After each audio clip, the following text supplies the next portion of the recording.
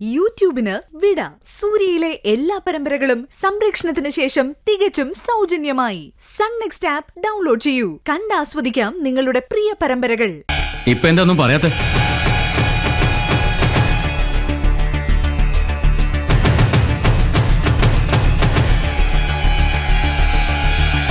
ഒരിക്കൽ ഹർഷയുടെ പേരിൽ ഇന്ദ്രൻ എല്ലാം നഷ്ടപ്പെട്ടതാ. സച്ചി സാർ കടയെന്ന് പറഞ്ഞു വിട്ടതും അതിന്റെ പേരില്ല. അന്ന് ഇന്ദ്രനെ രക്ഷിക്കാനേ ദാസങ്ങളെ ഉണ്ടായിരുന്നുള്ളൂ. അതും അനുവടത്തിയോടുള്ള ബന്ധം കൊണ്ടാ ദാസങ്ങൾ ഇന്ദ്രനെ സഹായിച്ചത്. ഇനിയിപ്പോ അതും ഉണ്ടാവില്ല.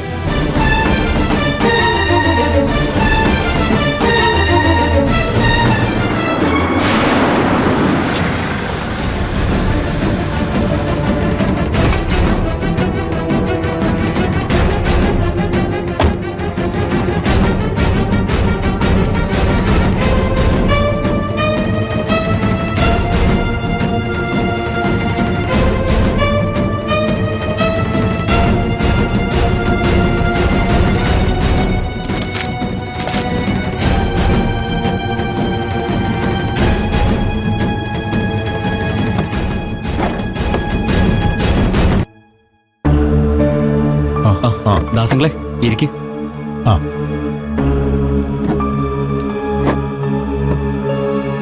വീട്ടിലേക്ക് വന്ന അനു എന്നെ കാണില്ലേ?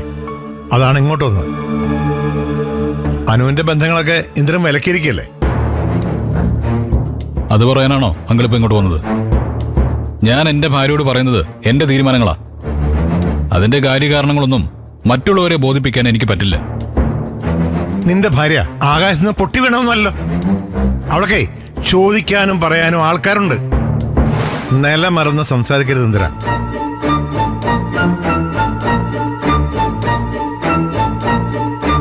അങ്ങളൊരു കാര്യം മനസ്സിലാക്കണം. എനിക്കെന്റെ അമ്മ കഴിഞ്ഞേ മറ്റെന്തോ ഉള്ളൂ. എന്റെ അമ്മയെ അപമാനിച്ച് അവഗണിച്ചവരെ മനസ്സുകൊണ്ട് ഒരു രീതിയിലും അംഗീകരിക്കാൻ എനിക്ക് പറ്റില്ല. അതുകൊണ്ട് അതിന് വക്കാലത്ത് പറയാൻ ആരും ഇങ്ങോട്ട് വരണമെന്നില്ല. ഇന്ദ്രേട്ടാ, സത്യ, നീ ഈ കാര്യത്തിൽ ഇടപെടണ്ട. അങ്കിളെ, നമുക്ക് ഈ സംസാരം ഇവിടെ വെച്ച് അവസാനിപ്പിക്കാം. എന്റെ തീരുമാനത്തിൽ ഒരു മാറ്റമില്ല. പിന്നെ നമ്മൾ സംസാരിച്ച് മുഷിയുന്നതിൽ അർത്ഥമില്ലല്ലോ. എന്റെ വാക്ക് ധിക്കരിച്ച് അനുവിന് എന്തെങ്കിലും ചെയ്യണമെന്നുണ്ടെങ്കിൽ അവള് പിന്നെ എന്റെ ഭാര്യ ആയിരിക്കുകയില്ല. ഇതൊന്നും നല്ല ഇന്ദ്ര. നീ കണ്ണടച്ചിരുട്ടാക്കിയ ലോകം മുഴുവൻ ഇരുട്ടാവില്ല. ആരാണ് ശരിയെന്നും ആരാണ് തെറ്റെന്നും നിനക്ക് ആലോചിച്ചാൽ മനസ്സിലാക്കാവുന്നേ ഉള്ളൂ. ഇനി ആലോചിക്കാതെ തന്നെ മനസ്സിലാവും.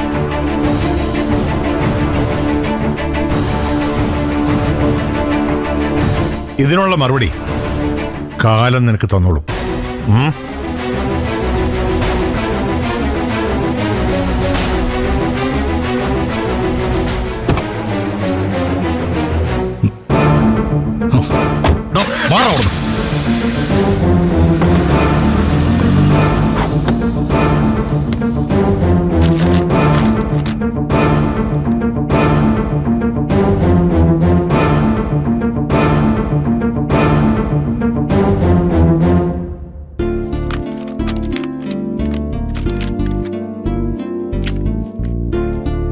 സത്യനോട് വന്നിരുന്നോ?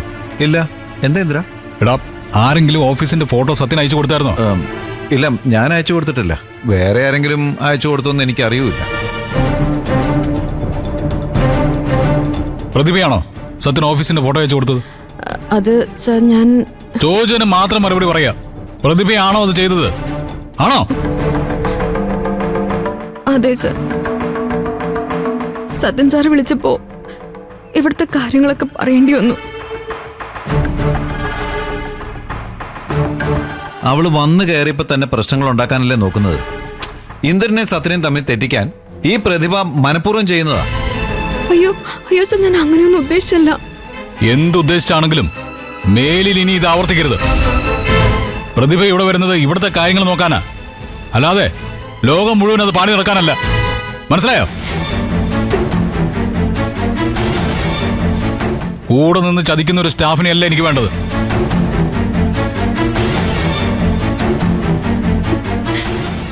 അയ്യോ സർ, ഞാൻ അങ്ങനെയൊന്നും കരുതിയിട്ടില്ല. പ്രതിഭ എന്താ കരുതിയെന്ന് തൽക്കാലം എനിക്കറിയണ്ട.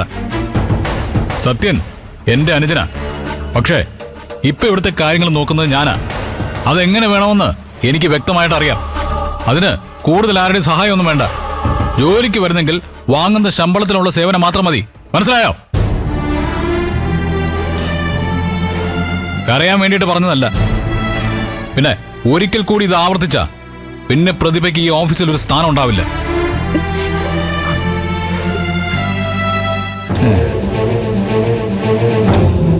ഞാൻ പറഞ്ഞത് വല്ലതും കേട്ടോ? കേട്ടു സർ. ആ എങ്കില് കണ്ണു തുറച്ചിട്ട് ജോലിയിൽ മാത്രം ശ്രദ്ധിക്കുക. ശരി സർ.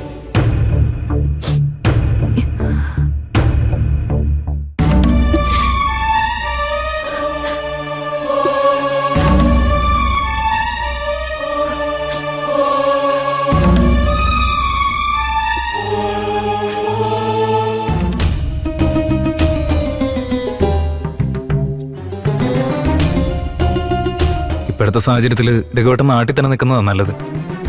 ഞങ്ങളെല്ലാരും അത് തന്നെ പറയുന്നേ. പക്ഷെ രഘുവേട്ടൻ കേക്കണ്ടേ? അതെ രഘുവേട്ട, ഇവര് പറയുന്നതിലും കാര്യമുണ്ട്. തൽക്കാലം പഴയതുപോലെ ശബരിയേട്ടനോടൊപ്പം കമ്പനിയിൽ നിൽക്ക്. എന്നിട്ട് പതിയെ ബാക്കി കാര്യങ്ങളൊക്കെ ആലോചിക്കാം നമുക്ക്. നിങ്ങൾ പറയുന്നത് എനിക്ക് മനസ്സിലാവുന്നുണ്ട്. പക്ഷേ നാട്ടിൽ നിന്നാല് എത്ര നാളുകൊണ്ടാ ആ തുക ഉണ്ടാക്കാൻ സാധിക്കുക? ഗൾഫിലാവുമ്പോ ഞാൻ എന്ത് ജോലി ചെയ്താലും അതാരും അറിയാൻ പോകുന്നില്ല. പിന്നെ എന്ത് ജോലി ചെയ്യാൻ എനിക്ക് യാതൊരു മടിയുമില്ല. ഞാനായിട്ട് ഉണ്ടാക്കി വെച്ച ഈ കടങ്ങളൊക്കെ എനിക്ക് വീടണം. അതൊക്കെ ശരിയാ. പക്ഷെ ആരോരും ഇല്ലാതെ അന്യനാട്ടിൽ പോയി കിടന്ന് രഘുവേട്ടൻ കഷ്ടപ്പെടുന്ന ഓർക്കുമ്പോൾ സഹിക്കാൻ പറ്റുന്നില്ല. രഘുവേട്ടൻ പോണ്ട. രഘുവേട്ടൻ ഇവിടെയുള്ളത് അച്ഛന് ധൈര്യം. എന്താ രഘുവേട്ട ഒന്നും മിണ്ടാത്ത? ഇവര് പറഞ്ഞൊന്നും കേട്ടില്ലേ? കേട്ടതേ, എന്നോടുള്ള സ്നേഹം കൊണ്ടാ നിങ്ങൾ ഇങ്ങനെ പറയുന്നത്. പക്ഷെ അത് കേട്ട് ഇവിടെ നിന്നാ കാര്യങ്ങളൊന്നും നടക്കില്ല. ഈ വയസ്സാം കാലത്ത് അമ്മാവനെ ഇനിയും കഷ്ടപ്പെടുത്താൻ വയ്യ. അതിന് രഘുവേട്ടൻ പോകുന്നതിൽ അച്ഛന് വലിയ താല്പര്യമില്ലല്ലോ. അതും എനിക്കറിയാം. തൽക്കാലം കടക്കാരൊന്ന് പിടിച്ചെടുത്താനുള്ള പണം അമ്മാവൻ ചിലപ്പോൾ വീട് പണയപ്പെടുത്തിയായിരിക്കും കൊണ്ടുവരുന്നത്. അത് പലിശ അടക്കം തീർത്ത് വീട് നഷ്ടപ്പെടാതെ നോക്കേണ്ടത് എന്റെ കടമയല്ലേ? അതിന് ഗൾഫിൽ പോയി ചോര നീരാക്കിയിട്ടായാലും എങ്ങനെയെങ്കിലും ജോലി ചെയ്തേ പറ്റൂ. ഒക്കെ ശരിയാ രഘുവേട്ടാ. പക്ഷെ ഗൾഫിലിപ്പോ പഴയ പോലെ ജോലിയോ ശമ്പളമോ ഒന്നുമില്ല. അവിടെ ചെന്നാ ഒരുപാട് കഷ്ടപ്പെടേണ്ടി വരും. അങ്ങനത്തെ പേടിയൊന്നും വേണ്ട ശബരി. ദാസങ്ങൾ ശരിയാക്കിയ ജോലിയല്ലേ, അങ്ങനെ വലിയ കഷ്ടപ്പാടൊന്നും ഉണ്ടാവില്ല. ഇനിയിപ്പോ അഥവാ കഷ്ടപ്പാടുണ്ടായാലും അതിനും എനിക്ക് മടിയില്ല ശബരി. എന്നെ തോൽപ്പിക്കാൻ ശ്രമിച്ചവരുടെ മുകളിലായി എനിക്ക് വളരണം. അത് മാത്രമല്ല, നാളെ ഒരു കടക്കാരും എന്റെ പേര് പറഞ്ഞ് അമ്മാവനെ ശല്യപ്പെടുത്താൻ പാടില്ല. ആ ഒരു ആഗ്രഹം എനിക്കുള്ളൂ. രഘുവേട്ടൻ എല്ലാം തീരുമാനിച്ച മട്ടാണ്. ഇനി നമ്മളാരും ഒന്നും പറഞ്ഞിട്ട് ഒരു കാര്യമില്ല. രഘുവേട്ടന്റെ മാനസികാവസ്ഥ എനിക്ക് മനസ്സിലാവും. എനിക്ക് ഉറപ്പാ രഘുവേട്ടന് നഷ്ടപ്പെട്ടതിന്റെ ഇരട്ടിയായിട്ട് നേടാൻ സാധിക്കുമെന്ന്. ഇപ്പൊ എനിക്കും ആ വിശ്വാസം തോന്നുന്നുണ്ട്. എല്ലാ പ്രശ്നവും മാറി നമ്മുടെ വീട്ടിലും പഴയ പോലുള്ള സന്തോഷം തിരിച്ചു വന്നാൽ മതിയായിരുന്നു. നീ വിഷമിക്കാതെ, എല്ലാം ശരിയാവും. നമ്മളൊക്കെ എത്ര ഇരുട്ടിലായാലും അതിൽ നിന്നൊക്കെ നമ്മളെ കരകയറ്റാൻ നിലവിളക്കായി നമ്മുടെ അച്ഛനില്ലേ കൂടെ? ആ ഒരു ധൈര്യത്തിലാണ് ഞാൻ പോലും ഇപ്പൊ ജീവിക്കുന്നത്.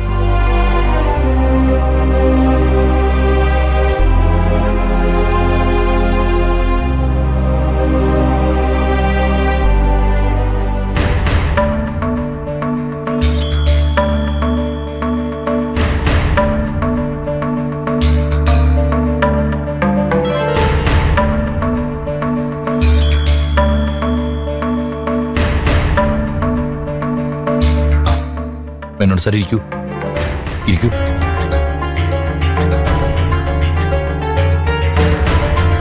പഴയ തറവാടാണെങ്കിലും മാഷ പുതുക്കി പണിതല്ലേ? അതെ അതെ. റിട്ടയർഡ് ആയ സമയത്ത് കിട്ടിയ കുറച്ച് ക്യാഷ് വീടിന് വേണ്ടി ചെലവഴിച്ചു. 5 പെൺമക്കളെ കല്യാണം കഴിപ്പിച്ച് അയക്കേണ്ട വീടല്ലേ, ഒന്നും മോടി പിടിപ്പിക്കാതെ എങ്ങനെയാ? ആ വീട് എനിക്ക് ഇഷ്ടപ്പെട്ടു. മൊത്തം പുരയിടം 15 സെന്റ് അല്ലേ?